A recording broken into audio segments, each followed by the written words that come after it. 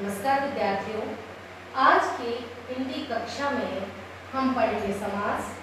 समास 6-7 में आप लोग पहले भी पढ़ चुके होंगे, मगर आज हम फिर पुनरावृत्ति करते और पढ़ेंगे समास। अब समास क्या है? देखिए, हिंदी व्याकरण में संस्कृत का स्वरूप भी है, या ये हम कह लें हिंदी संस्कृत को अगर मिला कर देखें तो संस्कृत की जननी मानी जाती है, संस्कृत की जननी मानी जाती है हिंदी की।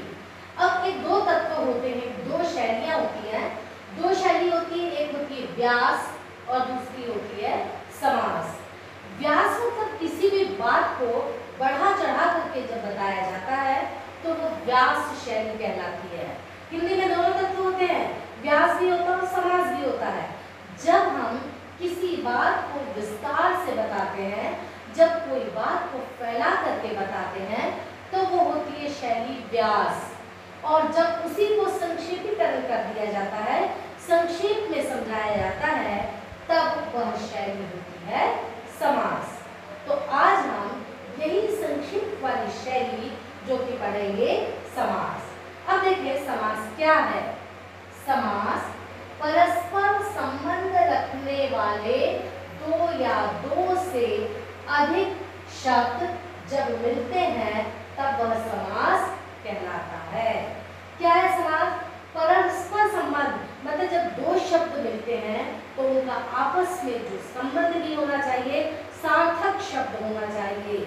जब दो शब्द आपस में मिलते हैं तब वह सार्थक शब्द जो रहते हैं, और जब दोनों को मिला दिया जाता है, दो सार्थक या दो से अधिक सार्थक शब्द जब आपस में मिलते हैं तब वह समास कहलाता है। अब समास में समास की प्रक्रिया से बनने वाले शब्द सामासिक या समस्त पद कहलाते हैं। अब समास में महत्वपूर्ण बात है बच्चों, समास में प्रक्रिया होती है, तब जो सब शब्द आपस में बनते हैं उसे समस्त पद कहते हैं। जैसे हमने कहा नीलकंठ, नीला है कंठ जिसका। हमने कहा सेनापति, सेना का पति। ये जो पद रहता, सेनापति अपने आप में एक समस्त पद कहलाता है। ये जब समस्त पद का विग्रह होता है तब वह समास का विग्रह कहलाता है। तो समास की प्रक्रिया से बनने वाले शब्द, समास की प्रक्रिया से बनने वाले शब्द सामासिक या समस्त पद कहलाते हैं। ये विशेष तौर पर समास में हमें ये भी सीखना जरूरी है कि समस्त पद क्या होते हैं। शब्द दे दिए जाते हैं और उन शब्दों के लिए कहा जाता है कि इसके समस्त पद बनाइए। तो जब हमें पता ही नहीं है कि समस्त पद क्या होता है तो हम समझ ही नहीं पाएंगे। हमने कहा जैसे सेनापति, सेना का पति, आपको दिया गया प्रश्न में सेना का पति। अब इसका समस्त पद बनाइए तो हमें पता होना चाहिए कि समस्त पद क्या होता है। जब उसे जोड़ करके लिखें तब वह समस्त पद कहलाता है। तो हमने पढ़ा समास की प्रक्रिया से बनने वाले शब्द सामासिक या समस्त पद कहलाते हैं।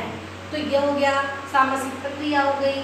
अब महत्वपूर्ण बात है कि समस्त पद में दो पद होते हैं, एक होता है पूर्व पद और दूसरा होता है उत्तर पद। यह हमें जानना जरूरी है कि एक होता है पूर्व पद, एक होता पूर्व पद और दूसरा होता उत्तर पद। समास में ये दोनों का होना आवश्यक ही है। इसी के द्वारा हम समास को और अधिक स्पष्ट समझ सकते हैं कि पूर्व पद और उत्तर पद क्या होता है। तो पूर्व पद शब्द में लिखा, जैसे मैंने बताया सेनापति, सेना हो गया पूर्व पद, पति हो गया उत्तर पद। तो जब हम समास देखते हैं, पढ़ते हैं, तो पहले उसमें देखा जाता है कि समस्त पद में ये मानना होगा कि पूर्व पद कौन सा है और उत्तर पद कौन सा है, और तभी हमारे और ज़्यादा स्पष्ट समास समझ में आते हैं। अब समास के प्रकार, तो बच्चों हमने पढ़ा समास की प्रक्रिया में पढ़ी। हिंदी में व्यास और समास दोनों होता है, व्यास बढ़ा चढ़ा कर बताना, समास शब्दों को तोड़ करके जो सामासिक शब्द रहते हैं उनके उस स्वरूप को हम समास कहते हैं। और परस्पर संबंध रखने वाले दो या दो से अधिक शब्द जब मिलते हैं तो समास कहलाते हैं और उनमें पूर्व पद और उत्तर पद का होना जरूरी होता है। तो समास की हमारी ये प्रक्रिया हुई। अब बच्चों एक और महत्वपूर्ण बात, समास के प्रकार। समास तो 6 प्रकार के होते हैं, है ना। अब उन 6 प्रकार में केवल अभी हम 2 प्रकार पढ़ेंगे। समास के खंड करके पढ़ेंगे जिससे और भी ज़्यादा स्पष्ट हो जाए। अभी हम 2 समास पढ़ते हैं, एक है तत्पुरुष समास और दूसरा पढ़ेंगे हम द्विगु समास। केवल अभी हम 2 समास के बारे में पढ़ेंगे। तत्पुरुष समास, तत्पुरुष समास में भी प्रथम पद और उत्तर पद होता है। तत्पुरुष की पहचान होती है, तत्पुरुष समास में दूसरा पद प्रधान होता है और इनमें कारक की विभक्तियां भी होती हैं। तो तत्पुरुष समास में दूसरा पद, दूसरा मतलब होता है उत्तर पद। तत्पुरुष समास में उत्तर पद प्रधान होता है और पहले पद से विभक्ति हट जाती है। जैसे मैंने कहा कारक की विभक्तियां लगती हैं तत्पुरुष समास में और विभक्तियां हट जाती हैं, तो विभक्ति कहाँ से हटेगी? तत्पुरुष समास में दूसरा पद प्रधान होगा और प्रथम पद से कारक की विभक्तियां हट जाती हैं। पहले पद से जब कारक की विभक्ति हटती है और तब उस हटने के उसी स्वरूप को हम यहाँ पर तत्पुरुष समास कहते हैं। इनमें कारक की विभक्तियां होती है, इसकी बहुत बड़ी पहचान है। पूरी विभक्तियों से, कारक की समस्त विभक्तियों से इसके स्वरूप को समझाया जाता है और अधिक स्पष्ट बताया जाता है।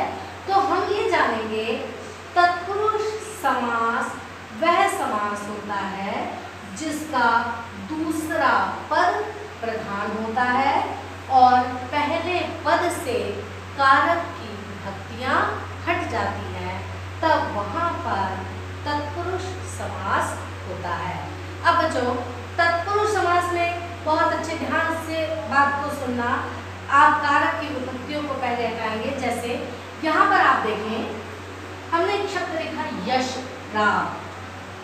अब सेनापति, राजसभा, घुड़सवार, ऋणमुक्त। यहाँ पर जब हम समास विग्रह करते हैं ऋण मुक्त, ऋण से मुक्त। अब हमने बताया कि यहाँ कारक की विभक्तियां हटी, ऋण से मुक्त जब हमने लिखा तो ऋण से मुक्त हुआ, ऋण से पूर्व पद हुआ, मुक्त हो गया उत्तर पद। यहाँ कारक की विभक्ति भी समझ में आ गई। यहाँ ऋण से मुक्त। अब यहाँ पर 2 पदों की प्रधानता के साथ में हमने इसको देखा, प्रथम पद और उत्तर पद ऋण से हो गया और इसमें कारक की विभक्ति लुप्त हो जाती है और जहां पर हमने देखा तो वो ऋण से मुक्त की जगह हो गया ऋणमुक्त। घुड़सवार, घोड़े पर सवार, पर आ गया, पर विभक्ति हुई, प्रथम पद हुआ घुड़, घुड़ पर घोड़े पर सवार। तो यहाँ पर इन विभक्तियों को जब हम देखते हैं प्रथम पद से हमारी विभक्ति अलग होकर के दूसरे पद को मुक्त करती है। राजसभा, राजा की सभा, सेनापति, सेना का पति। इस तरह जब हम देखते हैं जहाँ पर कारक की विभक्ति प्रथम पद से हट जाती है वहाँ पर तत्पुरुष समास होता है। तो ये हुआ और हम विस्तार से पढ़ेंगे, उदाहरण द्वारा मैं आपको और समझाऊंगी। मगर अब देखते हैं हम द्विगु समास। बहुत आसान है बच्चों, संख्या से ही आप समझ जाएंगे। पहला पद जहाँ संख्यावाची होता है और संख्यावाची विशेषण होता है और तब वहाँ पर ये कहा जाता है कि द्विगु समास है। पहला पद संख्यावाची विशेषण तथा पद किसी समुदाय का बोध कराता है, किसी समूह का बोध कराता है। आपको नाम से ही लग रहा है द्वि, द्वि मतलब 2। जहाँ पर प्रथम पद संख्यावाची होता है वहाँ पर हम कहेंगे कि वो पद वो वाला समास संख्यावाची होता है। द्विगु समास में पहला पद संख्यावाची विशेषण तथा पर किसी समुदाय का बोध कराता है, तब वहां पर द्विगु समास होता है। नाम से स्पष्ट है, द्विगु संख्या बताने वाला, जैसे त्रिफला, नवरत्न, चौराहा, शताब्दी, त्रिलोक। अब आप यहाँ पर देखें कि पहला जो पद है उसमें संख्या का बोध होता है। त्रिफला 3 फलों का समूह, नवरत्न 9 रत्नों का समूह। नव हो गया संख्यावाची हो गया, त्रिफला में त्रि शब्द हो गया, 3 शब्द हो गया। चौराहा में 4 शब्द हो गया, 4 राहों का समूह। शताब्दी 100 अब्दों का, 100 वर्षों का, तो शत मतलब 100 प्रथम पद संख्यावाची हुआ। त्रिलोक 3 लोक। तो जब हमने यहाँ पर देखा द्विगु समास में पहला पद संख्यावाची होता है, संख्यावाची विशेषण होता है तथा पद किसी समुदाय का बोध कराता है, तब वहां पर द्विगु समास होता है। तो हमने भी समास क्या है ये पढ़ा, समस्त पद क्या है ये पढ़ा, पूर्व पद और उत्तर पद होना चाहिए ये पढ़ा। उसके बाद समास के 6 भेद में से हमने तत्पुरुष और द्विगु पढ़ा।